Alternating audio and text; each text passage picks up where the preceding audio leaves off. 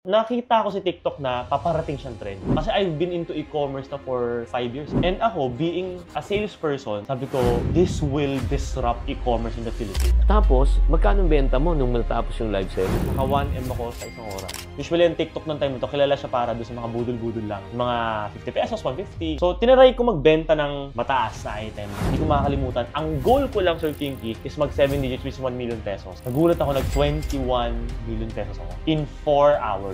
Third time, ito biggest challenge. Nagbenta ako ng iPhone. As being someone na parang malakas loob, sige, laban! Nilaunch ko, Sir Chinky, 32 million. Wow! Now, that was the time na naging top 1 na ako sa buong Pilipinas. And gustong-gusto ko talagang maabutan yung 9 digits in Philippine peso. And to cut the long story short, 11-11, solo live ko yun. And tinamaan ko siya, 11-11, 117 million in 6 hours. Money Masters with Chinky Tan.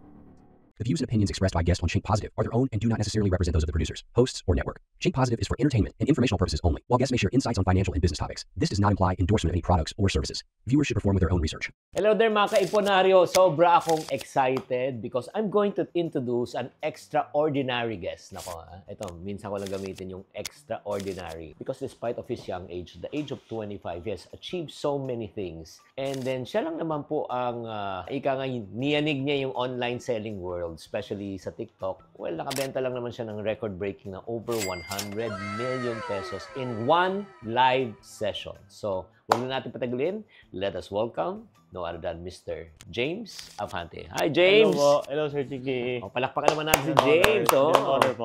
Hello po sa inyo. Loading ito pagdating sa online selling. So, James, talagang very impressive yung ginawa mo. Magkano eksakto ang nabenta mo in one live session? Yung 11-11 ko po last year, 2024, yung biggest. It's 117 million pesos in 6 hours. 117. 117. 117 million. Grabe guys, ang 117 million para sa ibang kumpanya yan na binibenta na for the entire year pero nagawa ni Mr. James Afante in 6 hours. Aalamin natin kung paano ba yan. Pero bago natin alamin yan, pag-usapan muna natin yung yung hugot mo o yung background mo. Paano ba nangyari yan? Sige, tell us about your childhood. So, ever since 9 years old ako, lumaki kasi ako sa family na single mom. So, yung mother ko po, wala kaming tatay. Kasi yung original ko pong tatay is iniwan kami nung 1-year-old ako. 1-year-old ka pala? 1-year-old ako. Wow, so clueless ka talaga. Zero, hindi mo talagang... Yes. Wow. Tapos nagkaroon ako ng stepfather, which is yung gumanap ko na tatay, pero namatay siya nung 9 years old po ako. Yun po yung nangyari noon. So, dun yung time na, di ba sa Chinese po, pag nawala yung father, yung panganay na lalaki, which is ako po yung panganay sa family, parang automatically, magpapagting sa iting mo na message na ikaw na yung next na kailangan magbigay ng support. Kailangan may gawin kang something para sa family. You mentioned the word Chinese eh. Yes I po. would say, are you Chinese? By blood po, half Singaporean ako. Okay. Kasi yung original father ko po was Singaporean. Okay. Pero yung stepfather ko po was Chinese. So, lumaki ako sa culture po talaga ng Chinese. Wow. Yes, Si Mama, Filipina. Si mami ko po, pure Filipina. Okay. So, yun nga, ano yung naging impact sa'yo nung... Siyempre, I'm sure, hindi mo na yung nawala yung original father mo, siyempre, iniwan kayo. Ininda mo ba yun o hindi? Nung time po na bata ako, medyo hindi ko pa siya masyadong ma-appreciate. Pero as time passes by, nung nakikita ko yung mother ko na nahihirapan sa financial expenses namin, sa tuitions namin, doon na po ako unti-unti like 9, 10, 11, 12 years old Hindi, na. pero during the time, kasi nga, hindi mo ininda yun kasi nga may stepfather ka who stepped in eh. Was he a good provider? Yung Yes, stepfather he is mo? like, he really became a father talaga sa akin. Wow. Like, tinuruan niya talaga po ako ng discipline. I Wow. don't think din po magiging ganito ako disiplinado ang tao kung di rin po dahil sa kanya. Wow. Like, all manners sa food, pagkapag-usap po sa tao, sa business, lahat. Nakita ko po sa natutunan ko rin po sa kanya.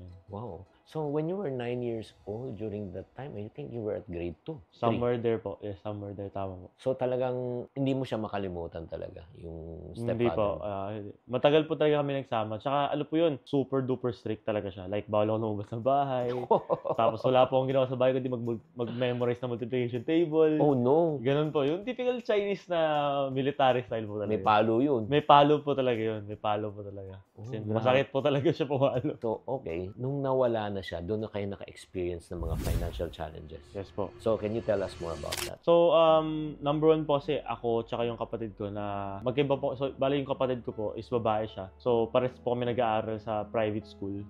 Plus yung baon pa po namin, plus yung renta, plus yung tubig. Tapos si mami noon, naalala ko, ang naging trabaho lang niya is car agent siya sa Honda, sa Quezon Avenue. So, alam naman po natin ang kinikita na naman ng sales agent, di naman siya ganun kalaki. So, yun, parang doon ako nagkaroon ng parang ignition sa akin na nag-ignite na sabi ko, gusto ko makatulong pero hindi ko alam. So, At what age nun? mga 10, 11, 12. Wow. So, gusto kong makatulong pero hindi ko po talaga alam. Basta gusto ko talagang tumulong. So, nag-start po ako nun sa nangangalakal po ako nun. Sa school ako nangangalakal yung mga bottles, sinipon ko sa bag ko.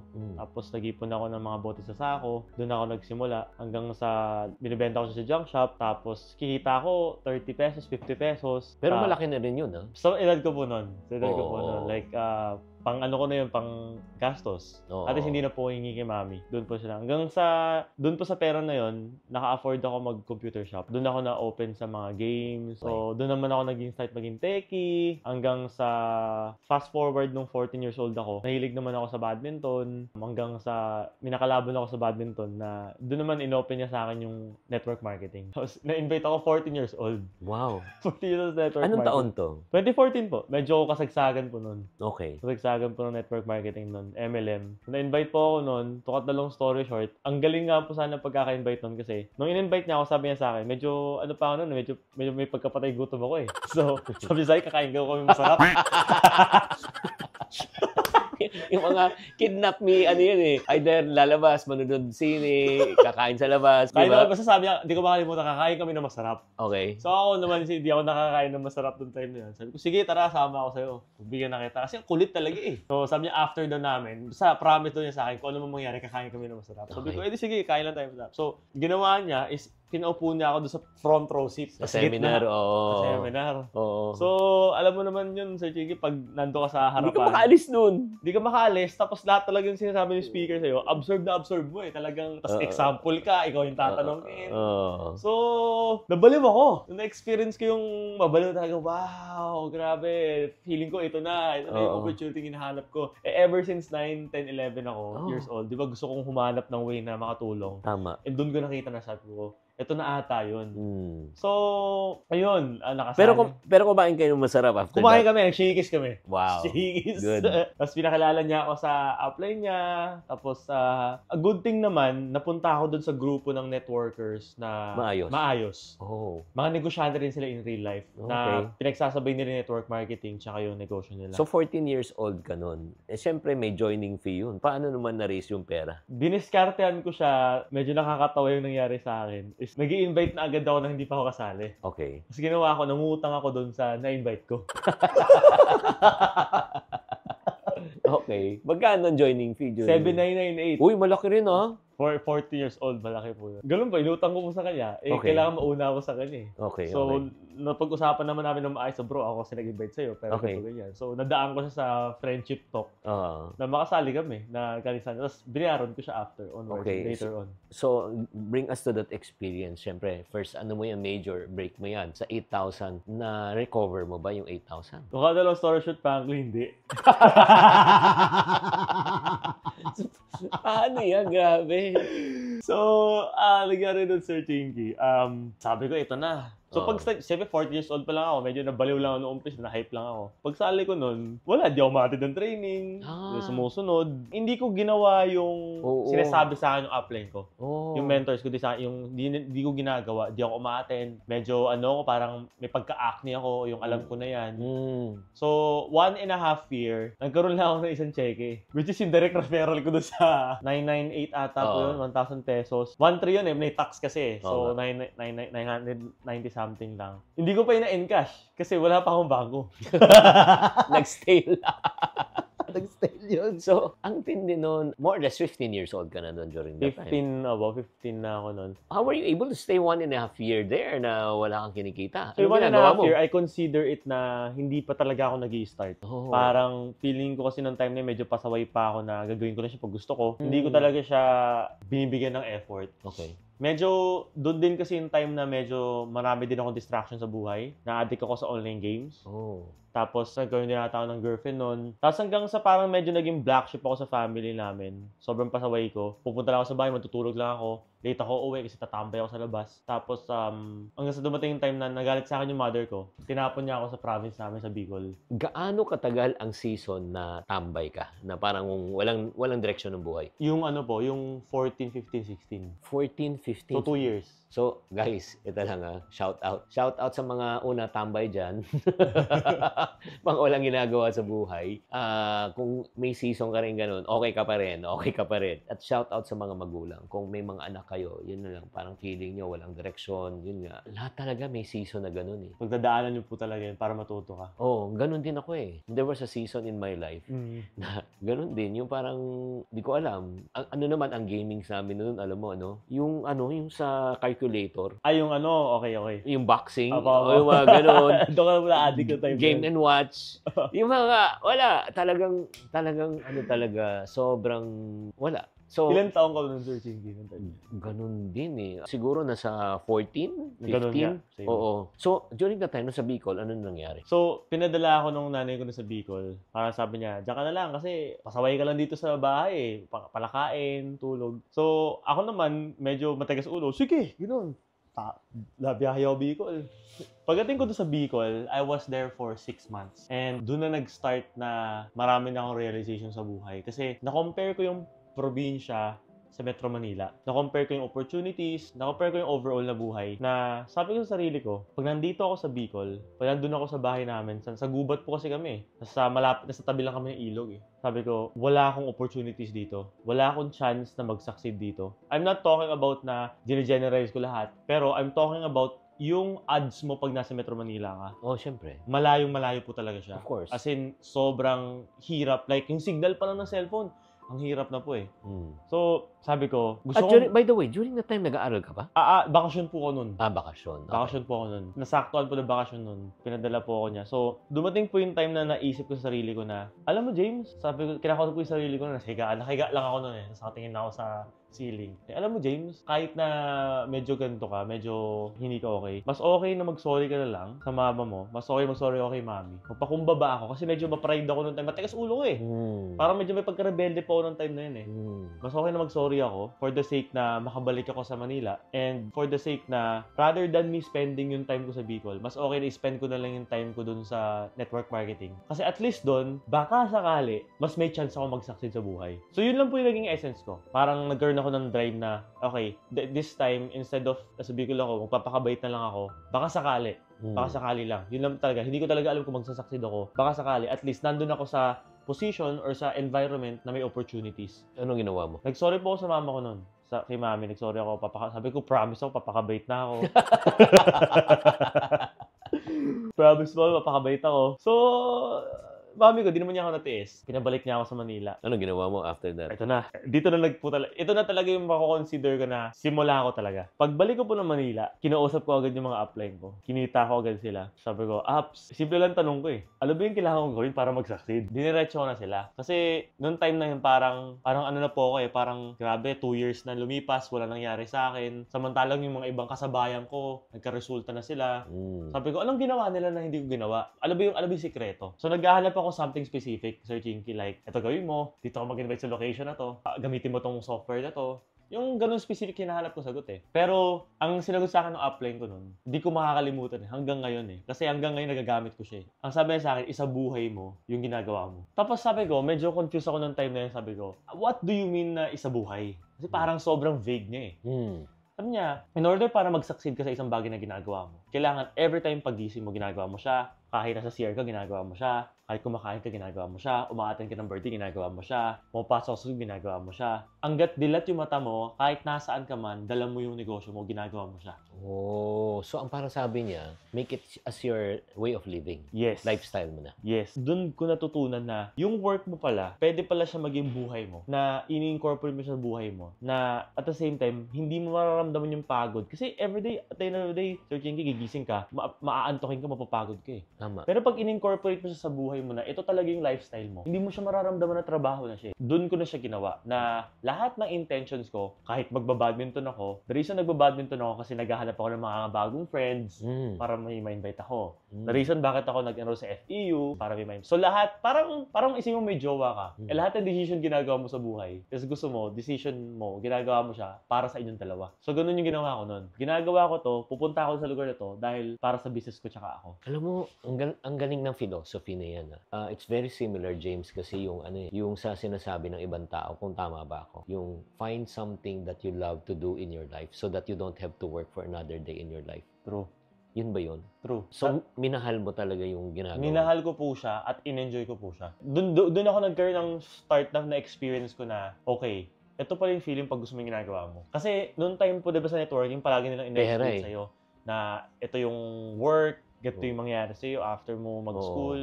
Hindi naman ako against, pero ini-explain na sa amin yung traditional pipeline ng buhay eh. So, parang doon ko na feel na may other way around pala sa pipeline na yon, which is feeling ko mas belong ako doon. So, ever since when you follow that principle, ano naman ang naging resulta? So, nung finalo ko siya, doon na po nagka-start na nararamdaman ko talaga na yung lahat ng effort ko. Kasi, magsisimula siya small effort. Yung mga gestures, yung pakikipag-usap, yung mga intention, lahat to formula to para makuha mo yung isang bagay na gusto mo. Hindi mo yung makukuha na para didiretso yun. Salay ka sa akin. Hindi siya ganun eh. Kailangan, sisimulan mo muna na hindi mo muna mini-mention, babandingin mo muna sila. Hindi naman siya dahil ginagamit mo sila. That's really how the formula works eh. Yeah. And for me, ang ginagawa ko, hindi ko talaga siya ginagawa na for intention na para ma-invite lang kita. Ginagawa ko na talaga siyang buhay ko eh. Kasi nagiging kaibigan ko rin talaga sila eh. Yeah, you're building relationship. Building relationship eh. And kung hindi man siya sumali sa akin, maging close kami. Pinaparamdam ko sa kanya na good yung intention ko. Kung ayaw yung sumali, tinutulungan niya ako maka-invite through friends niya. Wow. So, yun yung ginawa ko way na hindi ako hard sell. Hindi ako hard sell. I'm being genuine sa kanila. Kasi totoo naman talaga yung compensation plan ng networking. If you would really think, nakakatulong talaga siya eh. And if you would really execute, mabilis mo mababawi yung puhunan mo. And it's a team effort eh. So, yun, very frank lang ako sa mga ini-invite ko ng time na hanggang sa nakahanap ako ng mga maayos na team. Hanggang sa unti-unti lumaki yun, yung team ko. So, bring us back. Nung ginagawa mo na, after how many months, first check, tapos yan, yung biggest check. Yung smallest check na nag-umpisa ka na talagang seryoso, na hindi yung one recruit lang 99 plus, tapos yung biggest check. So, nagsimula ako sa mga, makakalimutan yung mga 4-5. Okay. How many months yun after nagseryoso? Parang first month agad yun. Wow. So, isipin mo yung 1.5 year ko agad, natalo ko agad yun. Oo. Pero noong time kasi na hindi na siya check eh. Pwede na siyang ATM. Electronic withdrawal na siya. Wow. Pwede na siya, may e-wallet na. Medyo sinasawa na, puta na ako ng RCBC. Nag-apply na. Kasi yung na-stale yung checking ko eh. Hindi ko na-deposit sa isang bangko. Kung titignan ng tao yun, nasa Instagram ko po yun. Hindi ko dinidelete yung check na yun. Pwede na lang i-check yun. Scroll down nila. Makikita nila yung check ko na pinaka-first ever check ko. Pinicture ko siya, pinost ko siya, pero hindi ko siya na-deposit. Tapos hanggang sa umabot po siya na, unti-unti po siya gradually nag-increase. Umabot po ako ng 6-digit a month at 16 years old. Wow, 16! Yeah. 6 digit. 6 digit a month. Pero during that time, let me go back naman to your mom. Siyempre, yun yung wala kang ginagawa, palamunin ka. Tapos, alam na ba niya yung... Ay, good question. Okay. Alam ko po kasi na hindi ako papayagan ng nanay ko. Okay. So, hindi ko po ina-advise na gawin to ng iba. Pero, sadyang alam ko lang po talaga yung situation ko. Saka alam ko talaga yung mga diskarte na pwede kong gawin para ma-achieve ko yung... Minsan kasi kailangan mo talagang iliko yung rules eh. Temporarily. May tinatawag ako na white lies. So, pasaway ka lang. Ganun lang yun. Yun na yung pasaway ka lang. So, anong... So, hindi ko po sa kanya sinabi. Sinabi ko sa kanya nung kumita na ako. Tapos, kinausap ko mami ko. Sabi ko, minsan sabihin ako sa'yo. Pero, promise mo, huwag ka muna magagalit. Nagalit na agad. So, sinabi ko sa nanay ko, wala na rin po siya nagawa. Hindi siya nagalit. Ang binili niya sa akin, huwag ko lang pababayaan yung pag-aaral. Nag-aaral ka pa nun. Nag-aaral po ako nun. Pero ito lang, bringing back to that story also, medyo relate na rin ako sa story. Alam mo, relate ako sa story mo. Ako naman, different naman. Dahil nga, during that time, nag-attend din ako ng mga ganong sessions. O yung mga direct selling din. Opo. So, nakita ko yung bilog-bilog. Opo. Pag uwi ko, talagang sobrang excited ako. 1992 yan eh. Wow! 92. Oo. Barclay. Oo. Pag uwi ko, sinabi ko, Ma, yayaman na tayo. Sabi, paano? Magbebenta ako ng toilet bowl cleaner kasi yun yung product. Product natin. Wow. At saka dishwashing liquid. Tapos sabi ko, magkano kita mo? 35 pesos. Sabi niya, kalokohan yan. You have to sell 1,000 bottles to make 35,000. Maghanap ka ng tunay ng trabaho. Sabi ko, Ma, hindi lang yan. Tapos pinakita kong papel, may bilog-bilog, may stick-stick. Sabi, walang yan, pati fishball binibenta nila. Tapos, yung first check ko, grabe, sobra akong excited. Nung nagka-commission na ako, first check, first month, 67 pesos. Pinakita ko, Ma, ito na umpisa, sabi niya.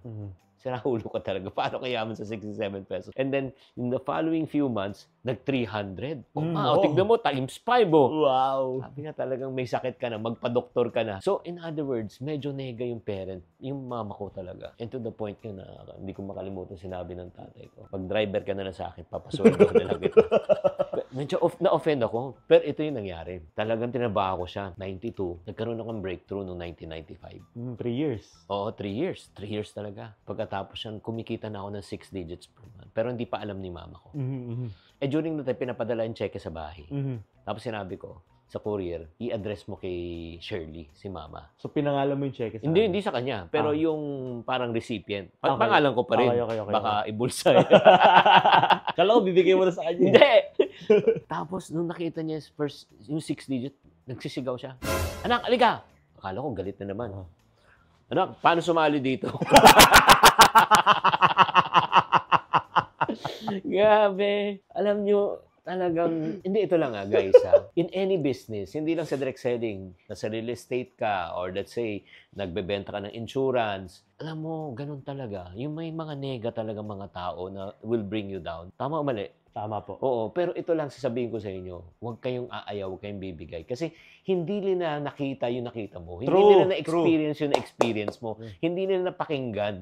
Kaya nga, never allow other people to influence you. Ano masabi mo doon? Sinabi po sa akin din ng upline ko yan eh. Kasi at the end of the day, ang magde-decide pa rin yung sarili mo eh. Oo. At lagi mo tatandaan, ikaw ang nakakita, hindi sila. Kahit sino po yung magsabi sa'yo na, keso gato, keso ganyan, ang tanong, sila ba nakakita o ikaw? So, may gusto lang ako i-add, Sir Chiquita. May nakalimutan akong part ng story doon na super meaningful din sa akin eh. So, nung sinabi sa akin nung upline ko ng isa buhay niya, sinabi rin niya na attendan ko lahat ng trainings. Sinabi niya kasi sa akin na, James, ganito yan eh. If papasok ka sa gera, hindi mo alam paano gumamit ng baril, ano mangyayari sa'yo? Wala, mapapatay Pamatay ka. Ganun din sa negosyo. Kailangan mo matuto bago ka kumita. The more you learn, the more you earn. So, mas marami kang mga mistakes na pwede mo maiwasan dahil natututo ka doon sa mga training. So, lahat inattendan ko. At hindi ko makakalimutan na training. I don't know kung naka-attend ka nun, Sir Chinky. Yung Body and Soul. BNS. Oh, Body and Soul training. Oo. Yung Body and Soul training, ino-offer niya siya sa akin nung 14 years old pa lang ako. Hindi ko siya inattendan. Kasi ang pangako sa akin, pag-register ko, libre lahat ng training. Pero nagtataka ako, bakit yung BNS, yung Body and Soul, may bayad? 1,000 at o 1,500 siya. So for me, ang laki nun. Oo. Katalong story short, ginawa ko ng paraan this time, umattend ako. Para sa mga hindi nakakaalam, yung training na yun, 24 hours yun eh. Na tatanggalan ka ng relo, tatanggalan ka ng cellphone, wala ka, like makakalimutan mo yung oras, makakalimutan mo yung anong araw ngayon. Basta papasok ko sa pinto na ikaw to, lalabas ka, ibang ikaw na yun. So, isa yung pinaka super hindi ko makakalimutan na hanggang ngayon dinadala ko yun. Na lesson na natutunan ko doon. Naalala ko si Ups Jericho to eh, yung speaker nung time na to. Siya yung facilitator ng BNS. Kinuwento niya sa akin kung ano yung nangyari sa buhay niya. So, sabi niya, nung nag-start siya sa buhay din niya, tumitira sila sa release ng trend. Similar sa'yo, negative din yung parents niya. Tapos, tinanay yung patunayan sa sarili niya. To cut the long story short, unti-unti niyang pinapatunayan sa sarili niya hanggang sa unti-unti niya na-achieve yung success niya, kumita siya ng malaki. Pero yung time na kumita na siya malaki, wala na yung magulang niya. Oh, no. Ginagawa niya talaga lahat yun para sa magulang niya. So, doon ko na-realize na I need to act now. Kasi I don't know kung mangyayari ba sa akin yun. Kailan ba sa akin mangyayari yun. And ang pinaka-first, ko talaga is, the reason, di ba nung 9 years old ako, is nakikita ko yung mother ko na nahihirapan. Siya talaga yung deepest why ko. Bakit gusto ko talagang mag-succeed sa buhay. Kasi gusto ko siya mabigyan ng masarap na buhay. Gusto ko siya mabigyan ng comfortable buhay. Gusto ko siya maparetire. Gusto ko ako na lahat. As early as I can. So, dun, paglabas ko ng pinto na yun, naka-laser laser focus na ako na I will do everything that I can para sa nanay ko. So, would you say right now, fast forward, lahat ng mga ginagawa mo presently, online selling, negosyo, it's because of the training that you experience, yung tinuruan ka on how to communicate, how to build relationship, how to close, doon nang galing. Yes po. Tsaka ang pinaka-importante is yung yung na-establish po talaga sa akin yung drive. Doon ko po talaga nakuha yung drive ko. Kasi lahat ng tao gusto mag-succeed Pero hindi lahat ng tao alam kung paano mag-drive papunta doon. Totoo. Yun yung kailangan mo talaga matutunan. Nasa trainings po talaga siya. Nasa mga mentorship siya. Hindi lang sa networking No nga. Hindi lang marami naman po sa labas Like in general So, yun. Kaya guys, ito lang huwag niyong mamaliitin yung, again, yung education. Kasi sometimes, kailangan lang may magbukas ng yung way of thinking mo, na meron naman tayong lahat na ability Pero hindi kasi nabubuksan. True. Meron ako dyan, Isang line ako dati, hindi ko makakalimutan na about dyan. Kailangan mo attendan lahat ng events sa training. Kasi malay mo, yung line na kailangan mo na marinig para mag-succeed is nandun kaso di ko umattend. So kaya gutom na gutom ako doon sa line na yon. So kasi malay mo, tinamad ka, hindi ka nagising, hindi ka naka-attend sa training. Yung training pala na yun pala yung magbibigay sa'yo ng lesson. Yun pala yung kulang na puzzle para sa'yo, para gumaling ka. Hindi mo inattendan. Yan yung body and soul para sa'yo. For me, lahat siya Okay. Pero body and soul yung pinakamalaking chunk. Body and soul kasi more on mindset, drive. Tapos yung the rest na ibang training, closing. Skills na Skills na. Ito yung siguro attitude part Yes. Tapos yung mga iba, skills na Skills na. So, gaano ka katagal and then sa ganung klaseng negosyo, sa direct selling, at ano yung naging next na chapter? So, sa networking, to cut the long story short, dinaanan ko yung mga benta-benta, invite-invite, hanggang sa nagpe-present-present ako, naging top earner ako, tapos hanggang sa naging mentor na rin ako, dumami grupo ko. More than, siguro, 150, 170 mga downlines ko Tapos lahat yung mga kaidara ko pa noong time na yun. So, marami ako mga document na parang kailangan mong... yung parents permission. Permission, marami Sakit lang ulo sa akin nung apply ko nun, pero tinaga niya ako kasi isa-isa niya kinakausap yung magulang na pinapromise siya na hindi mapapahamak yung mga anak nila. Totoo. Kailangan, alam mo, saludo talaga ako sa apply ko na yun, si Apribo. Kasi siya yung gumawa talaga nun. Tsaka si Edrian Feliciano. So, dalawa sila nag-i-apply ko. So, to cut the long story short again, fast forward naman, ginawa ko siya from 14 years old ako hanggang almost or 70 years old ako. 17. So, that was around 3 years ko siya ginawa. Pero yung 3 years yan, ang seryoso lang doon, actually 1 year. 1 year, yes. Oo. 1 year lang. 1 year lang naging seryoso. So, na-experience ko kumita ng malaki. Na-experience ko bumili ng mga gamit na gusto ko, na sarili kong pera. Doon din yung time na na-open up ako sa sneakers. Medyo naging geek akong tao. Okay. Na labas ko yung geek personality ko. Like you, Sir Chinky. I'm sure you're a geek. Tapos doon ko rin na-experience na bumalik din sa zero. Bumalik po ako sa zero. Bakit? Nagkaroon ng onting politics sa loob ng company nun.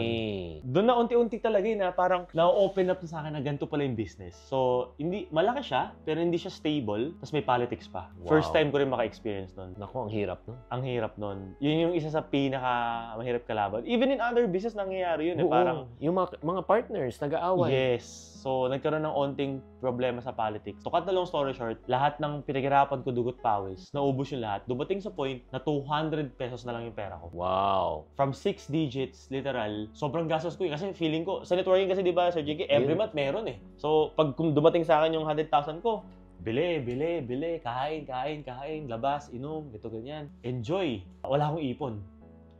Tapos yun, 200 pesos na natira sa akin. And that was the time na nag-aaral na ako sa FEU. May daily allowance ako, may binabayaran ako monthly tuition fee. So, anong feeling nun? Nasa Moraita ako, naglalakad ako noon. Medyo dahan-dahan ako naglalakad. Hindi ko alam gagawin ko. Sabi ko, 3 years ako naghihirap. 3 years ko pinagdaanan. Ngayon, 0 na naman ako.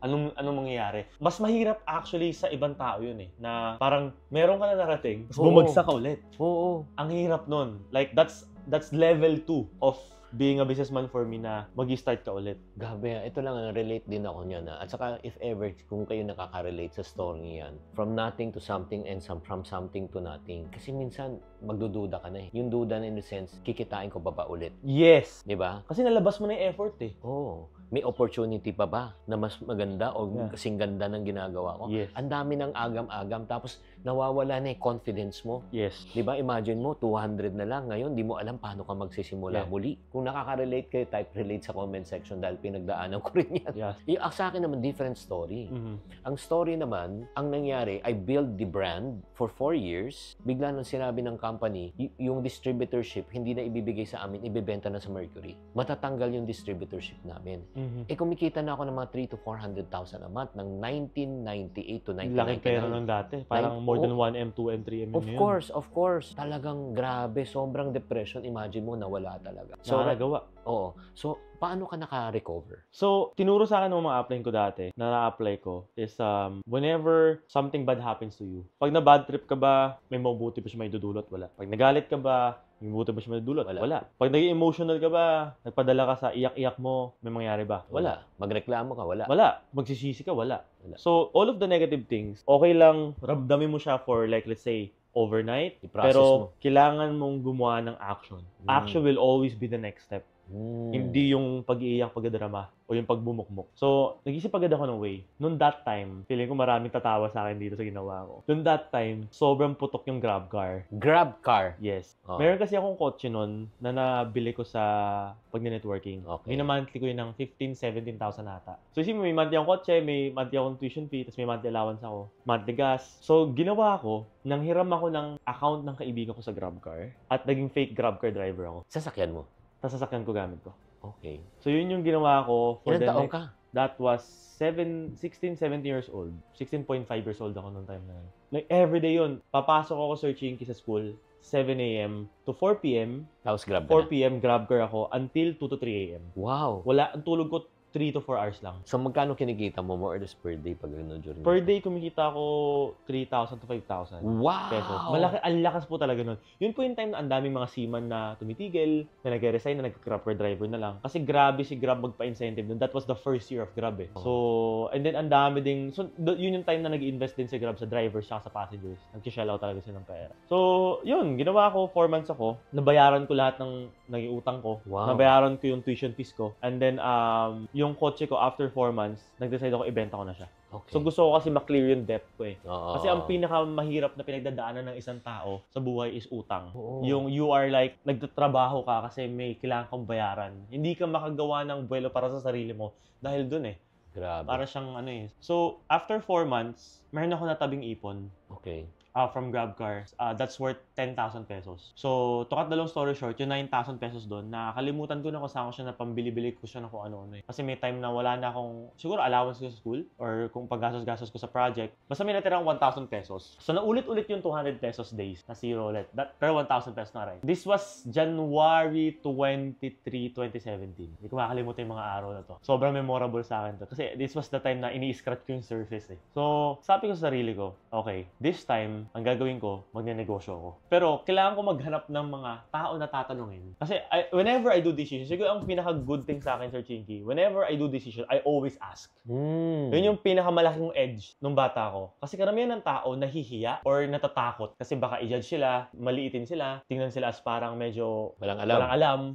Pero ako talaga, I would rather ask than to risk na magkamali. Wow. So, ginawa ko, yung mga kaklase ko na yung mga tatay nila na alam kong mayayaman, ang kapal na mukha ko talaga, Sir Jinky. Kinausap ko yung klase ko. Sabi ko, bro, pwede mo ba ako pakilala sa tatay mo? Tatanong lang ako. Wow. Tatanong ako about business. As in, sobrang kapal talaga ng mukha ko. Pero, nakakatuwa naman yung mga tatay nila. In-accommodate talaga ako. Wow. Like, kinita ako sa Starbucks, kinita ako sa Jollibee. So, meron akong 3 tinanong. Ang tanong ko, very specific ulit, anong kailangan ko para mag-succeed sa buhay? Anong kailangan kong gawing negosyo? Ilan taong ka nun? I was 17 years old. Kasi nung time na yun, Sir Chiki, medyo ano na ako eh, parang ang dami ko nang ginawa. Parang napapagod na rin ako. Basically, 3.5 years na hustling, like, in good faith, wala akong ginagawang masama, mabuti akong tao, wala akong itatapangan tao. Pero bakit ganun? Walang resulta. Minsan maki-question mo yung, Yeah. minsan may mga tao na nagagalit sa Diyos. Bakit ganun? Maayos naman ginagawa ko eh. Pero hindi eh. Malay mo, ganun talaga eh. Uy guys, habang sinasabi to ni James, sino sa inyo nakaka-relate? Type relate sa comment section. So, nung kinausap mo, ano yung sinabi ng mga tatay sa'yo yung 3? Okay. Number 1, Sir Jake, sinabi sa akin kung anong gusto mo. Pangalawa, kung anong hilig mo. Number 2, kung saan ka masaya. Grabe. So, Sir Chinky, yung time na yun, sabi ko, wait lang. Ang hinahanap kong sagot, specific. Mag milk tea shop ka, punta ka Divisoria, benta mo to. Basta ganun. Mag-online ka, mag-real estate ka, mga ganun. Pero hindi. Sobrang vague na naman ang sagot. And 3 in a row yun, na magkakaiba na hindi magkakakilala. Pero yun ang sinasabi sa'yo. Pero yun ang sagot, similar na similar. So, umupo na naman ako sa higaan. Nakagano naman ako. Buti hindi sa Bicol ulit. sa Pasay po, lol. So, sa ilalim naman ako ng double deck doon. Hindi ko makakalimutan. Nakatingin lang ako ganun. Sabi ko, wait lang. Imposible kasing mali yung sagot, Sir Tinggi. And one thing is for sure, ako yung mali. So, Kasi sila may resulta, ikaw wala. yes! Sabi ko, tatlo pa sila eh. So, ano nga ba talaga yung gusto ko? Saan nga ba talaga ako magaling? Or saan nga ba talaga ako passionate? Naalala mo, Sir Tinggi, kwento ko sa'yo. Di ba dahil sa networking, nagkapera ako, na-discover ko na mahilig ako sa sapatos. And doon yung time na nakiga ako, gumanon ako onte, nakita ko yung mga sapatos ko nakalagay sa taas ng cabinet. Sabi ko, mahilig ako sa sapatos. Ito yung parang medyo may pagka-passion talaga na in love talaga ako right. Saka magaling, magaling ka. Magaling ako kumilates. Oo. Alam ko yung mga models, colorways, kabisado ko eh. Alam ko kung paano masasabi yung mga peke o hindi. So, una ko naisip magbenta. Pero Sir Chinky, 1,000 pesos lang pera ko. So sabi ko, well, hindi. Hindi para sa akin to. So, naging realistic din ako somehow. Minsan pag nagpaplano, kailangan maging realistic ka rin eh. Sa pangalawang naisip ko, sobrang ingat ko sa sapatos. Tapos biglang nag-click, ting! Alam mo yung mararamdaman mo minsan sa may tutunog talaga na sa, ting! So nag-ting siya, sabi ko, shucks! Wala pang nag-aalaga ng mga sapatos. Merong repair. Pero walang care. Oh. That's two different things. Iba yung repair na sira, iba yung mini-maintain mo. Wala pa naglilinis ng sapatos that time. To cut a long story short, from January 26, nag-start ako mag-research, nag-start ako mag-training, nag-start ako mag-practice. Ang pinag-practicean ko, mga sapatos ko. Naglilinis ako ng sapatos. Yung 1,000 pesos, pinambili ko siya ng shoe cleaner sa Toby's. So 1,000 pesos, 999 to be exact yung shoe cleaner. Okay. So, nung nag-start ka na, nag-market ka, syempre, minarket mo online. Online marketing. Online, of course. Oo. So, ano naging resulta? Okay, gano'n. So, syempre, wala akong customer. And first ako in the market, hindi pa masyadong gets ng tao kung paano yun. Ginawa ko, Sir Chinky, every time na PE sa school namin, titignan ko yung mga sapatos ng mga kaklase ko, sino madumi. Tapos, aalokin ko sila. Sabi ko, uy, linisin ko sapatos mo, libre lang. Ako lang bahala dyan. Babalik ko agad in 2 days, promise. So, sasamahan ko sila, usually yung mga klase ko naka-dorm. Sasamahan ko yung hanggang sa dorm, lakad kami, after school. Tapos after sa dorm, magpapalit sila. Tapos bibigyan nila sa akin sapatos. Uwi ako. Pag uwi ko sa bahay, LRT na ako. Wala na akong kotse nun eh. LRT na ako. Hugas ako ng sapatos nila. Tapos before and after. So post picture. Oh. Hanggang sa dumating yung time na nagkaroon ako ng isang paid customer.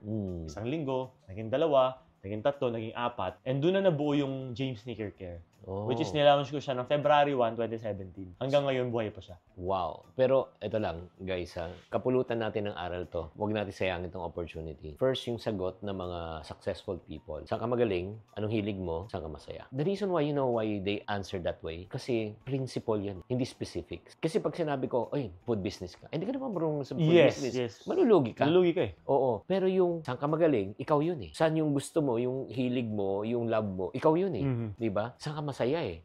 Ikaw yun eh. Yes. Diba? So, that's number 1. And then number 2, imagine mo yung ang galing ng ginawa mo talaga. Pag may idea ka, implement mo agad. Implement agad. Kasi yun ang problema ng ibang tao. Yes. May idea, ayaw implement, natatakot. Yes. Kaya walang nangyayari. Yes. And then ito pa, ang tindi na ginawa mo. Ay grabe, kapulutan dyan ng aral. Walang kliyente. Sino magpapagawa sa kanya? Nag-offer siya libre. Libre. Di ba? Libre. So, nagpakita ka ng proof of concept. So, after that, the rest is history. Gaano kalaki yung James Sneaker Care? So, nagsimula ako from 350 pesos na kita hanggang sumabot ako ng mga 300,000 a month sa paglilinis at pag-aayos ng sapatos. Kasi nag-grow na yung services namin noon eh. Oo, pati repair na. Repair na. Kasi nangyari, dahil sa amin nagpapalinis, daming tanong, James, kaya mo ba rin paayusin tong gilid? Kaya mo bang kulayan to? Inaral na rin sa amin siya ng inaral over time. Hanggang sa, dun ko na first time matutunan yung soul business, proprietorship, na ganito pala pag nag-start. Which is totally different siya from network marketing. Grabe. Okay ba siya? Now, fast forward na tayo. Paano ka na-introduce naman sa live selling? Good. Okay. Bibilis ako, Sir Chinky. So, yung GMC Hair Care, online business siya technically, di ba? Unti-unti ko na-discover sa Shopee, Lazada, Carousel, Facebook Marketplace. Lahat yun, Sir Chinky, kinarir ko yung lahat. Like, lahat yung dinaanan ko, inaral ko talaga. Whenever may ginagawa ko isang bagay, always ina-apply ko yung tinuro sana apply ko sa networking. Same format lang palagi. I-apply mo lang siya sa kung saang industry ka. Tama. So, aralin mo bago mo siya execute. So, inaaral ko bawat isa hanggang sa gumaling ako sa e-commerce, dumating sa point na kumikita ako ng milyon-milyon, gusto dumating sa point na nakabili na ako ng bahay ko, nakabili ako ng kotse ko. Nagbago talaga yung buhay ko. Ilang taong ka nun? I was 19 years old when I earned my first million. Grabe. Amazing. So, medyo naging parabolic yung growth ko. Noong time na unti-unti ko na nakuha yung formula ko para sa sarili ko. O ito lang kapulutan din natin ng aral to. Guys, pakinggan nyo to mabuti. Sobrang tindi nito. A lot of people want to eat the cake, but only a few people want to learn the process of baking a cake. If you finish the cake, you need more money to buy cakes. But if you learn how to bake a cake, you will never run out of cakes. A lot of people want to become rich, but only a few people want to learn the process of becoming rich. Ikaw pinag-aralan mo yung proseso. Alam mo, in reality, ito yung na-rediscover ko rin, guys. I know this is his time, pero I just feel na I know it can add value to you. I was in sales since age 12 up to this very day. 48 years na ako sa selling. Wow. I started 12. Wow. So, I'm turning 60 this year. So, ito yung naintindihan ko sa pagbebenta. Products change, services change, business change, but the sales process will never change. True. Di ba? From prospecting, setting of appointment, presentation, closing, follow-up, building of relationship. Yung real estate, nagbenta ako. Insurance, nagbenta ako. Lahat, yung proseso, hindi nagbago. Yung nagbabago lang kung ano minamarket. Industry lang nagbabago. Yan ba yung na-realize mo? Yes. May template siya eh. Oo nga. May template siya na applies to all industry. Hmm. Na pag pumasok sa industry, titingnan mo, ano yung training doon? Dito, YouTube siya. Yung parang ganun. So, may mga similarities lahat ng bagay. Kailangan mo i-identify yon para alam mo kung paano mo siya i-execute. You need to do your homework eh. Tama. You need to do your homework talaga. Natatawa ako, Sir Chinky. Ako yung tipo ng tao na sobrang hindi nag-aaral sa school. Super hindi talaga ako nag-aaral. Hindi ako nagbabasa libro. Pero I don't know, pag sa labas, grabe ako mag-aaral talaga. Yung real life, no? Yung Real life, parang grabe talaga ako application. mag-aaral. YouTube, tapos tinitesting ko talaga. Pero I guess so. So, moving back dun sa question mo, Sir Chinky, na paano ko na-discover yung TikTok. So, ginagawa ko kasi, paano ko napunta sa Shopee, Lazada, Shopify, every now and then kasi, tama ka, business change eh. Industry change. Because there's always an innovation. Tama. There's always a new platform na mag-e-emerge. Tama. And natutunan ko na there's always a trend eh. So, nakita ko si TikTok na paparating siyang trend. Kasi I've been into e-commerce na for, matagal na rin, more than 5 years eh. Anong taon yun? January 2023. Doon ka lang pumasok sa TikTok, Yes. 2023? Yes. January 2023. Nauna pa ako sa'yo sa TikTok. Siguro nakita ko siya mga 2022 end. Oh, pandemic ako eh, noon sa TikTok. TikTok shop. TikTok siya pa. TikTok shop. Pero TikTok as in TikTok Di, account. di ako nag-TikTok eh. Di ko siya, actually, isa ako sa mga tao na ayoko talaga mag-TikTok kasi nakikringe ako. Eh, kasi sayaw-sayaw. Sayaw-sayaw. Hindi ako sumasayaw, di ako kumakanta. Parang nakita ko yung TikTok, parang pakitaan ng talent eh. Wala akong ganun eh. Marunong lang ako sa e-commerce. Totoo. Hindi naman trip ng tao makinig sa mga ganun-ganun eh. Okay. So hanggang sa nag-iba yung TikTok kasi naging TikTok shop siya eh. Okay. Ngayon, sobrang grabe na. Iba na ngayon. Like, wala. May mga sayaw pa rin, pero two different world na siya eh. Tama. So, nagkaroon na ng TikTok shop. Sabi ko, this is my line. Pero hindi 2023 yan. I think it's 2022. End of 2022 siya. Oo. Pero mas naging seryoso siya around 2023, quarter 1. Okay. So, I have a friend named Michael Cordovis. Mag-best friend kami. Kabadminton din. Nakilala ko siya sa isang mastermind din. So, may din ako ng mga mastermind din. Kahit hindi na ako nag-networking, ginagawa ko pa rin yung kung paano ko makaka-discover ng mga bagong tao. Kasi I always believe na people open doors eh. So, nakilala ko siya hanggang sa nagkasundo kami. Hanggang sa nag-agree kami na parang, inaral kasi namin yung TikTok shop eh. Tapos si Michael Cordovis kasi, which is yung friend ko, alam niyo yung Douyin, which is yung Chinese version ng TikTok shop. Yes. Which is like emerging for the past decade na sa China. So, in-explain niya sa akin kung ano yung nangyari doon. And ako, being a salesperson na medyo may experience na sa masa, sabi ko, this will disrupt e-commerce in the Philippines once na dumating sa Pilipinas. Nakita ko na siya eh. Kasi sobrang technical na siya, but to cut the long story short, sobrang efficient ng sales process. Kasi ang tao sa Pilipinas, hindi talaga sila nagbabasa. Sa TikTok, you will never read. You always watch and listen. Which is yung pinakagusto ng tao eh. And sa live selling, you always explain. And ang palagi makakapag-decide sa tao para bumili, always information. There's always a certain information na kailangan lang nila ma-digest para bumili. Pag hindi nila na-digest yun, pag hindi nila na-receive yun, hindi sila bibili. So, inaral ko siya and dahil salesperson ako, parang naramdaman ko lang po sa sarili ko ng time na yun na I have the capability to train people because I know how to really sell basically anything. So, ang naging troll ko nun sa amin ni Michael is ako yung tagahanap ng tao. So, ang una ko naisip is yung mga nagva-vacuum sa Ace Hardware. Tama. Yung mga promodizer. So, pakadalang story short, nakapag-hire ako galing doon. Nagas ako sa mga friends ko na may mga kilala. Pero unti-unti namin nakuha yung formula eh. Hanggang sa mas na-realize namin na mas okay pala na mga new blood, mga Gen Z. Kasi most of the people sa TikTok is Gen Z. So, pag medyo matanda kasi nagbebenta, medyo matigas siya. So, unlike pag... salesy and dating eh. Oo. Unlike pag bata, parang nagkikwento lang sila eh. Parang medyo entertaining. So, doon, unti-unti namin na intindihan siya. Hanggang sa dumating yung point na pati ako, na-push na. Magbenta. Na itry ko rin. Kasi turo ako ng turo. Train ako ng train. Pero, never ko naman pinapractice yung tinuturo ko. So sabi ko, medyo competitive kasi ako sa sarili ko eh. If they can do it, I can do it. So sinubukan mo? Sinubukan ko siya. Bring us to that first experience. Anong binenta mo? Anong resulta? So nung una, naalala ko neto, nag-crypto kasi ako nun eh. And meron akong crypto mining. Tapos nagsara yung crypto mining ko nalugi. Tapos yung crypto mining ko nun nalugi siya. Kilala ako nun sa social media, sa TikTok na nung time na yun na nag-crypto. Tapos yung mga followers ko, James, gusto namin bilhin na lang yung GPU mo. Tapos doon ako nagkaroon ng spark na, oy, gusto pala talaga nilang bilhin. So, kayo testingin ko nga. So, to cut na lang story short, ni-live sell ko yung GPU. Na-sold out ko yung lahat. Sa TikTok? Sa TikTok. Second-hand items. Pwede pa second-hand items sa TikTok dati. Okay, second-hand items.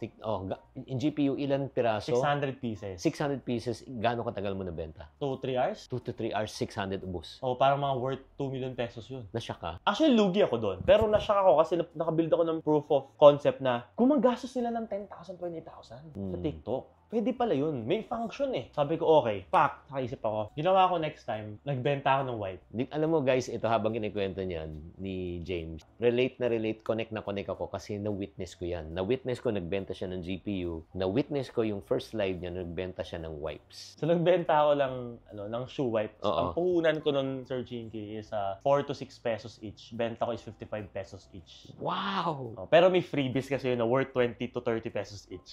So, doon ko siya dinadala. So, pinapataas ko yung perceived value ng product. So, may onting gamification ako ginagawa, which is bawal na kasi right now. Yung nagbibigay ka ng mga pasingit, mga ganyan, ampaw. Doon ako nakilala. So, medyo namimigay ako palagi. Uy, nakita ko nga hindi ko makalimutan, humiga ka sa lahat ng orders. Orders? Oo, hindi ko makalimutan. So, doon ang simula. Hanggang sa first live ko noon, kasi yung GPU, testing lang eh. Pero yung first ever live ko talaga, umabot ako ng 15,000 viewers at a time. Wow! Na hindi ko nararamdaman. Nagulat ako pag ganun ko. Kasi nakasa-comment lang ako eh. Kuya, 15K ka na. Pag ganun ko sa taas, wow, 15,000 viewers. Imagine mo, Sir Chinky, 15,000 viewers na sa harapan mo. Gano'ng karami yun in real life? So, para kami concert dun sa Araneta. Tapos, magkano benta mo nung matapos yung live selling? Naka 1M ako sa isang oras. Grabe, 1 million pesos. Naka 1M ako. Tapos, inaraw-araw ko siya. Yun na yung naging next ko na. Dun ko na, there's something going on here. Hanggang sa to cut the long story short, mas nilevel up ko siya. Finormalize na namin yung business namin nila Michael. Doon na nabuo yung M-commerce. Hanggang sa... Nagkaroon kasi kami ng Sir Chinky. So yung mga kasama mo ngayon, silang kasama mo? Sila rin, umpisa pa rin. Okay, pero before going to that, may konting interruption lang. FYI lang for your information. Alam mo ba sino may kasalanan kung bakit ako nasa TikTok shop? Sino may kasalanan? Ito may kasalanan, oh. Di ba? Can you remember nung tinawagan mo ako? Kinukulit kita. Sabi ko, Sir Chinky. Actually, hindi lang ikaw eh. Pati si Hybe, ako rin nagkulit sa kanya. Parang Hybe. Di kasi yung mga close friends ko, pag meron akong discover, hindi ako madamot sa opportunities eh. Bro, I think ito talaga yung future. Ganito talaga ako, like, kung saan ako mapunta, kung ano yung paniniwala ako, dinadala ko sa pangalan ko eh. Pati sa kaibigan ko, hinahype ko sila eh. Sir Chinky, ito talaga yung future. Tapos si Sir Chinky, naalala ko nun, anong sasabihin ko pag nag-live ako? Sasayaw ba ako? Tapos, sinabi ko lang sa'yo, Sir Chinky, buksan mo lang yung live. Sigurado, malalaman mo yung sasabihin mo. Basta mag-live ka lang. Kasi benta mo lang yung benta mo. Tapos yun na. And you know what happened? Ito na. So that was, I think, I can never forget the date. That was November of 2023. Sumubok lang ako. So nag-live ako sa bodega namin. Yung sa maliit na bodega ko, yung naalala ko, ang dami mong stocks doon eh. Sir Chinky. Like, kasi nung bumisita ako sa'yo dito, ayun, the reason bakit kita naalala, kasi gusto ko tayong tulungan para mabenta mo yung stocks mo na mabilis. Tama. Yun. So November 2023, nag-live ako. Ang ginawa ko lang, nagpipirma ako sa sign. Tapos, kinakausap ko kung may nagtanong, grabe, in 2 hours, bumenta ko ng 200 plus thousand in Grabe. 2 hours. Selling books. Libro! And to cut the long story short, the rest is history. Hindi ko rin makalimutan, nag-live ako ng isang beses. Ay, syempre, iba yung level mo.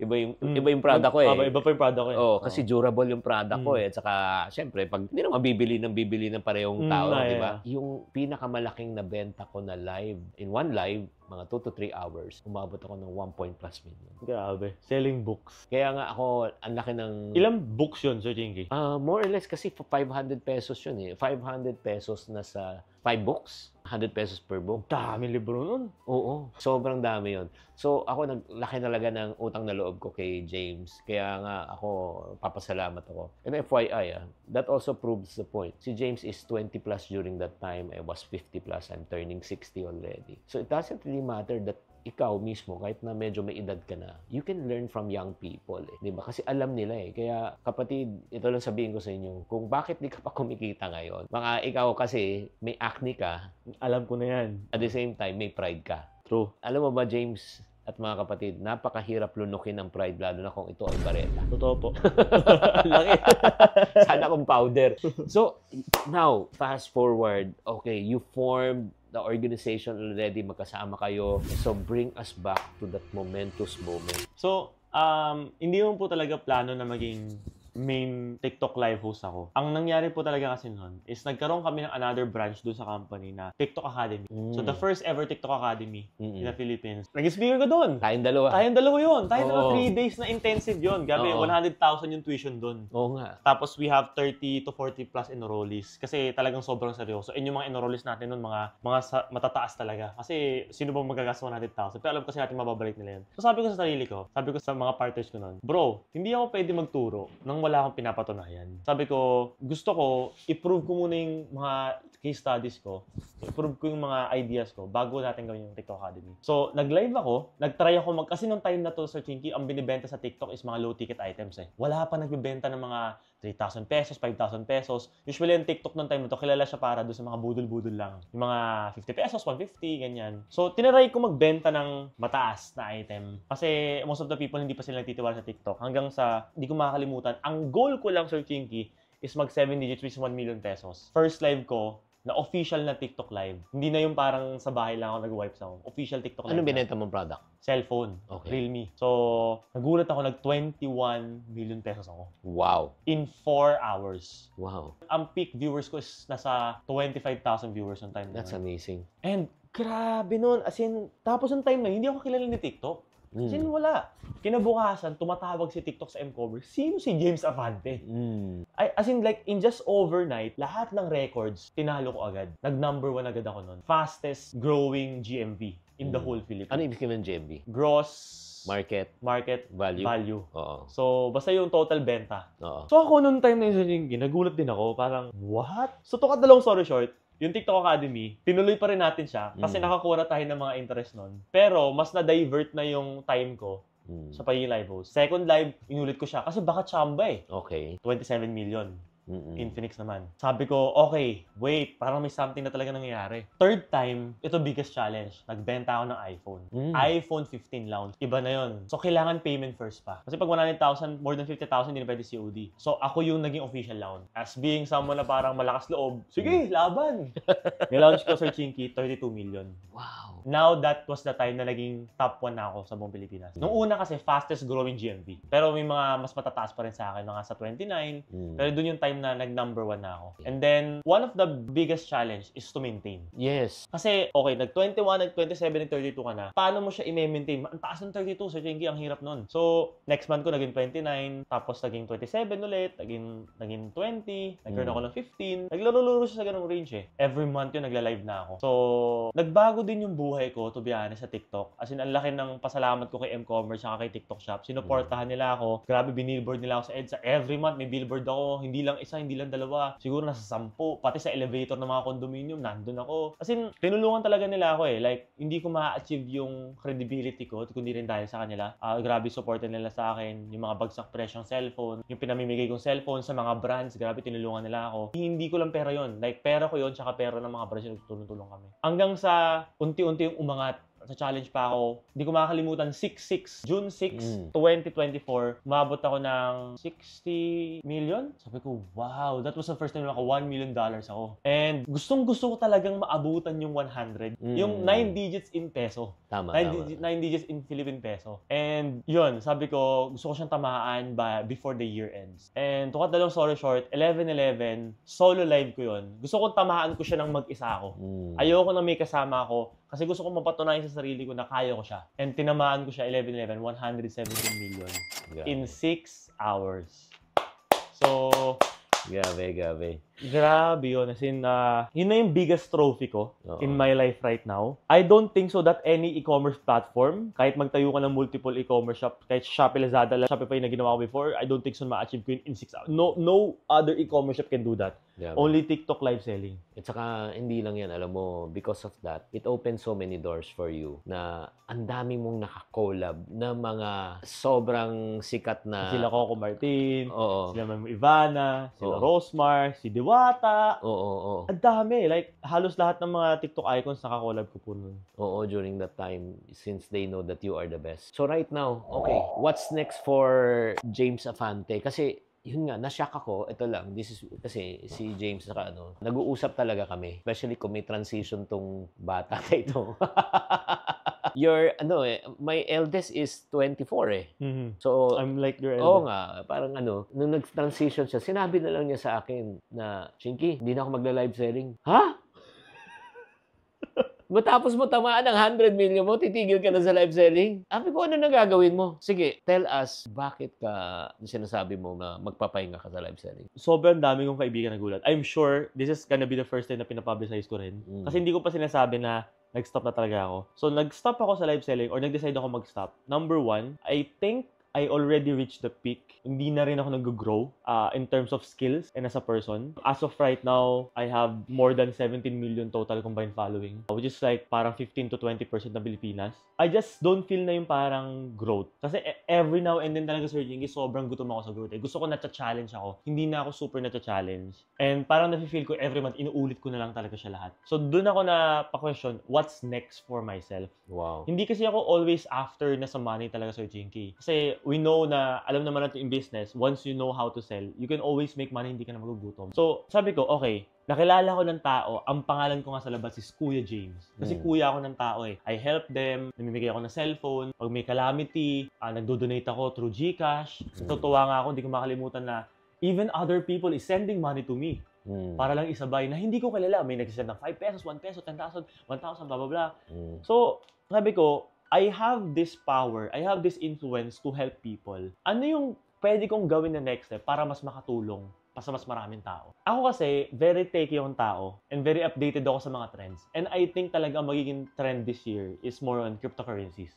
I think magkakaroon tayo ng trend ulit nung katulad nung way back 2020, 2021 na di ba lumabas yung mga Axie. Pero this time, I want to teach people para this time hindi na sila magkamali. Tsaka hindi na sila ma-scam. Hindi na sila ma-scam, hindi na sila ma-overinvest, hindi na sila mapasok. This time, for them to make it right. So, as someone din kasi na I've been into crypto since nung bata rin ako, nagko-computer ako. So, malalim na experience ko, parang ginagawa ko sa personal level lang. So, gusto ko this time na parang turuan sila. So, that's why na nag-decide ako na mag-focus na sa crypto. And why do I need to quit? Why do I need to stop? Bakit nga? I always understand, one thing na naintindihan ko sa sarili ko, it's okay to know everything. It's okay to be a jack of all trades. Pero Sir Chinky ko nagturo sa akin ito. Okay, babalik ko naman sa Sir Chinky. Ikaw naman nagturo sa akin ito. Hindi po ako magiging number 1 sa TikTok kundi po dahil kay Sir Chinky. Naalala ko sila po sa akin, Sir Chinky. Minsan kasi may mga mentorship ako tinatanong kay Sir Chinky, sabi ko sa'yo, Sir Chinky. Naalala mo yung tinatanong kita na ang dami kong ginagawa. Pero parang hindi ako nagsasucceed sa mga bagay-bagay. So sinabi sa akin ni Sir Chinky, turo mo sa akin, kailangan mong mag-laser focus sa isa. Hindi mo kailangan aralin lahat. Kailangan mo lang maging pinakamagaling sa isa. Best. Yeah. You need to be the best. So right now, pag TikTok live selling, alam nila ako yun agad, James Afante. Pag wealth coach, sabi mo sa akin dati, ching, kita maisip ko agad So ngayon, in order for me to succeed or like to be like tamaan ko talaga, gusto kong tamaan sa isang bagay, I need to be focusing on that one particular industry or project only. And sabi ko, okay, if I'm gonna do crypto, I'll stop muna yung live selling. When I say stop muna, maybe I can go back in the future. Tama. I'm not closing my doors. But for now, this year, ang goal ko talaga is to help people with cryptocurrency. Kasi there's a lot of opportunities in cryptocurrency. Ito yung mundo na hindi mo kailangan ipagdamot yung negosyo. Everybody's welcome. Everybody can earn at the same time. So, parang networking din siya dati. Parang ganun din eh. Pero this time, modernized na talaga siya. So, yun. Alam ko medyo technical siya. I don't think so na itatake natin siya here. But yun yung goal ko this year is to increase yung cryptocurrency literacy sa tao ng libre. Nang walang nilalabas sa pera. Na actually, ako pa maglalabas ng pera sa kanila. Actually, alam mo, napakaganda niya kasi if I promote the idea of financial literacy, iba naman kasi yung cryptocurrency eh. Cryptocurrency is only one small part of yung the overall financial literacy, 'di ba? Ganon din ang stock market, 'di ba? It's only one small part of the parang lang siya eh. Pero yun nga, kailangan pag-aralan 'yan. So, maraming kabataan ngayon na nanonood ngayon. I'm sure dalawa lang yan eh, ng dating eh. Sana all. Or sasabihin nila, ay hindi, para kay James lang yan. Swerte yan eh. Oo, hindi yan para sa akin. So, para sa mga taong nag-gaming pa ngayon, wala pang direksyon, wala pang purpose na katulad mo dati, di ba? Nung 2 taon na yan. Ano yung may advice mo sa kanila? Number one na siguro ma-advise ko sa kanila is, siguro kung bibilahin ko sa sarili ko kung ilan akong beses lumagapak sa buhay, mas marami yun kesa sa mga tama kong ginawa. As in, sobrang dami ko talagang mga failures. And one thing I learned is fail fast. And when you are failing fast, you are learning faster and faster and faster. So every time you fail, sa 10 gagawin mo, I'm sure hindi lahat yun fail. And isang tama lang dyan, lahat ng failure mo, babawiin niya yung lahat. So, every failure is a lesson. Every failure is somehow wisdom na natututo ka na para next time, alam mo na kung saan yung landmines na iiwasan mo sa negosyo. So, step by step yan eh. So, naalala ko, may nagsabi sa akin, mentor ko, James, kailangan mo lang gawin yung negosyo ng 5 years para yumaman. I thought, yung 5 years na yon, unti-unti ako kikita ng pera. Yung 5 years pala na yun pala yung learning process. Na after 5 years, mananotice mo yung sarili mo na, ang galing mo na. So, if you're kaedad ko, let's say 20s ka right now nung nag-start ka, this is the best time para magsimula. Bakit? Kasi this is the time where pinakamababa yung risk mo. Wala ka pang responsibilidad sa buhay. Wala ka pang anak. Rather than you taking risk na dumating yung time na may pamilya ka na, which is hindi ka na magiging super flexible. Kasi bakit? Meron ka na iniisip na pwede maapektuhan eh. Pag bata ka, ikaw lang. And kahit mag-zero ka, yun na yung bottom mo eh. Hindi ka mag-negative. Tsaka, walang pakialam sa yung mundo. Hindi ka nila kilala. Kahit sumama loob sa'yo, at the end of the day, marirecover mo yun pagdating ng panahon. And if somehow may pinagdadaanan ka sa buhay mo na siguro mabigat na reason na hindi ka makapagsimula, always think na kung hindi mo man alam yung reason kung ba't nangyari sa'yo, malalaman mo rin yan in the future. At dito pumapasok yung everything happens for a reason. So always think positive lang. I hope marami din kayo natutunan sa mga sinabi ko. Yung mindset ninyo, piliin ninyo yung mga tamang kaibigan. Napaka-importante niyan kasi kung sino yung kaibigan mo, yun yung magiging parang mindset mo palagi. Maghanap ka ng mga perfect circle o yung mga mentors na pwede mo turuan. Huwag ka mahiya magtanong. Maraming tao tutulong sa'yo along the way na hindi mo inakala na tutulong sa'yo. At maraming tao mag-turn down sa'yo along the way na hindi mo inakala na mag-turn down sa'yo. So always don't be afraid to try and explore. Yun lang masasuggest ko sa maraming tao. Well said, well said. Grabe, grabe. Pero bago tayo magpaalam, finally, i-challenge natin ngayon. Challenge pala to. Hindi nakaipon to dati eh. Hindi to nakaipon dati. Pero ngayon, i-challenge na natin ngayon na makaipon. And then, I just like to share with you, this is the first time that I'm going to share this also publicly. First time kay James. Yes, I'm going to share with you itong wealth cards. Wow, bago yan Yes, bagong-bago yan. Nasa box pa. Okay, itong wealth cards na ito, heal money wounds, overcome fear, and build wealth. Kasi tayo, nung bata tayo, I don't know if you would understand this na kung paano ka pinalaki nung bata ka, ano nakita mo, na-experience mo, narinig mo, ang laki ng impact sa'yo ngayon. At minsan may masasakit na nasabi sa atin na hindi natin naaayos. True. Ito yung tinatawag nating money wounds. Money wounds, yeah. Oo. Mga sugat na nakaraan. Oo. Kasi ang sugat, pag hindi inayos, ano mangyayari? Dudugo. At saka hindi lang, mag-infect ka. Mag-infect. Lalala. Lalala siya. Oo. So dito, meron tayong money wounds card. Wow, galing yan, Sir Chinky Oo. So, pili ka ng isa. Oh, magic ba to? Oo, pili ka ng isa. Okay. Tapos basahin mo yung money wound. Laging pera ang problema sa buhay namin. Kaya iniwasan ko na lang itong pag-usapan. Di ba? Yung parang, di ba may mga iba, pag may problema sa pera, ina-avoid nila. Parang feeling nila na pag ina-avoid nila yung problema, mawawala na. Yes. But in reality, hindi siya nawawala. Hindi siya nawawala. So, baliktarin mo. Ngayon, basahin mo. Declare mo to. Declare mo to, ang ibig sabihin mo sa sarili mo. Declare mo to, kakayanin kong harapin at ayusin ang usapin tungkol sa pera dahil ito ang susi sa mas maayot at mas masaganang buhay. So, ang ibig sabihin naman dyan is, kailangan mo harapin. You got to face the problem. You got to face the music. Diba? At saka many times, gano'n naman. Diba sinabi mo, nalungkot ka, na-depress ka, pero after that, hinarap mo eh. Kailangan mo harapin. Yung last part, yung healing naman, yung healing part, ano yung Bible verse niyan? Sabi sa Philippians chapter 4 verse 13, I can do all things through Christ who strengthens me. Kung ano man pinagdadaanan mo ngayon sa buhay, kayang-kaya mo yung lagpasan pagkasama mo ang Diyos. So, ito yung money wounds na that's the card. Nakagandahan nito, Kuya James, dito ilalagay mo yan sa likod ng card para makita mo yan. So kita siya. Oo. So, makikita mo yan sa table mo. Every day, you pick a card. Ganda. Oo. Galing. Ang gusto tuloy basahin lahat isa-isa. Tapos may instruction na rin siya dito, may guide na rin siya dito. Ito yung guide. Yan. Wow, okay. Yan. Tsaka madali siya basahin, Sir Chi, kasi Tagalog siya. Tagalog. Sa akin na ba ito, Sir Chi? Yes, that's yours. Thanks. And syempre naman, paano makakontakt? How do they follow you? Especially people who wants to learn from you. Ikaw na nagiging mentor ngayon. So, palagi nyo lang hanapin sa Facebook and Instagram, James Nafante. May blue check mark ako. Sa TikTok at JMS70.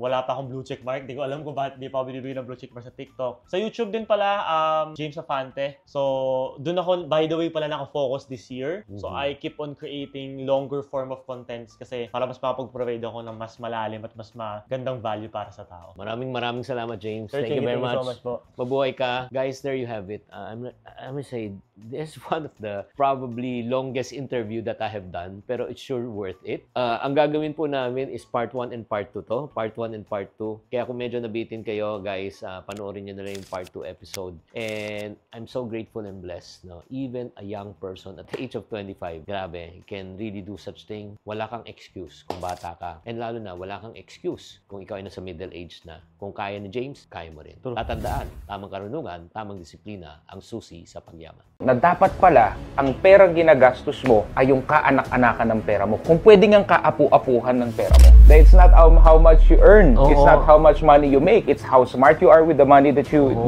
receive. It's how good you are at resisting temptation to spend. And it's how good you are in keeping the money that you earn. Diba? So pwede nga pala talaga na kahit ikaw yung pinakamababa yung posisyon, pero ikaw ang pinakamayaman. When you give people, obviously maganda tumulong. But if makapunta ka sa too much, even sa kids, no, na tapos na lahat-lahat, binibigyan mo. What we thought was beneficial, harmful pala. Research to, by data, na napipilay pala yan. Na kapag tinulungan mo ang taong perfectly capable, kaya niya naman, nagbigay ka. Instead of doing good, you might be doing harm. Do not prepare the road for your children. Prepare your children for the road. Dumaan ka sa tamang proseso, magsimula ka ng maliit para kahit mali yung proseso mo, kahit mali yung desisyon mo, hindi masyado masakit at kaya mo sumubok uli. At naniniwala ako, kakampi mo ang law of averages. Meaning, the more you try, the more chances of winning ka. Ang taong gustong mag-skip ng proseso, usually ang naloloko. Because with process, yes, it comes with pain. Yeah. But remember, pain also gives you learning. Repetition will always beat magnitude. Ulitin ko yun. Repetition beats magnitude. If you miss that chance, when is the best chance now? When is the best time now? Kailan ang pinakamagandang panahon para masimulan yang pangarap na matagal mo nang hinindian? Ngayon. Gawin mo na ngayon.